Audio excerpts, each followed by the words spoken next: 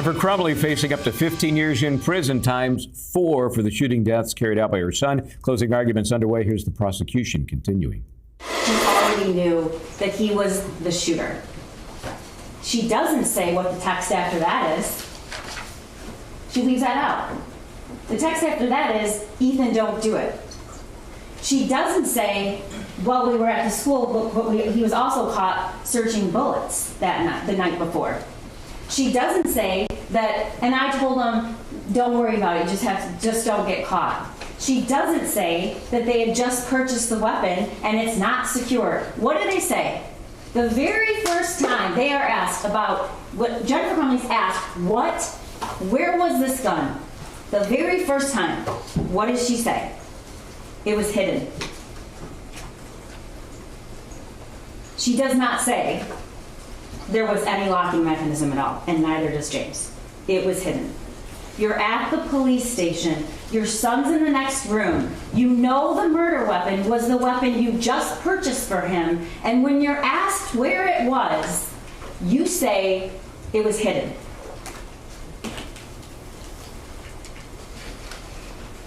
We also heard from Andy Smith, who was Jennifer's boss. He testified she could have absolutely gone home. She works from home, and there's flexibility, that they have kids that come to work, that the meeting that she wanted to get to was not in any way mandatory, and he testified about some very bizarre communications.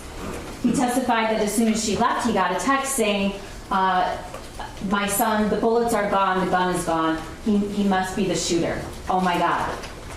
Those were deleted by Jennifer Crumbley. We don't know why. I think there's a lot of circumstantial evidence to suggest why, which is those are statements you don't want on your phone. And then, not 3 hours after her son shot and killed 4 people, and he's already in custody, and it's already clear that he is probably never, ever, ever going to be out of prison for the rest of his life. She's texting, don't judge me based on what he did. I need my job. Her explanation for that, she was in planning mode. The next witness is Amanda Holland, who testified that she came back to the work that day. She had the worksheet.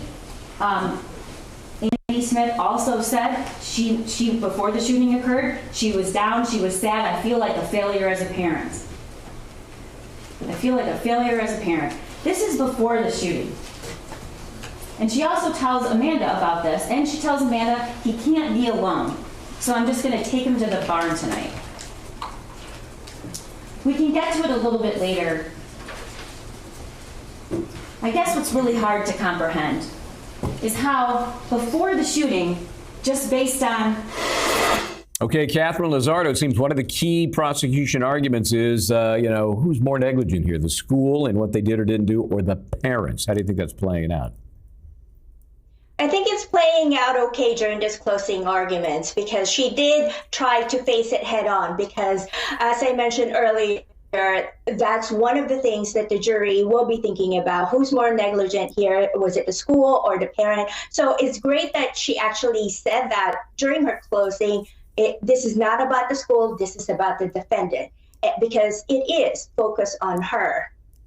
Yep, that's what I think they're going to be pounding away on. Then we'll see what the defense does. Again, we're in the closing argument of the prosecution in this Jennifer Crumbley case. I'm going to thank and excuse Katherine Lizardo. We got the trial underway with the closings. It's a living, breathing animal, so you're going to come back again, I'm sure, and we will chat a bit more. Bob Hilla is going to stick around. Again, we are going back into Michigan's closing arguments in the Jennifer Crumbley case. Stay where you are. This is Law and Crime.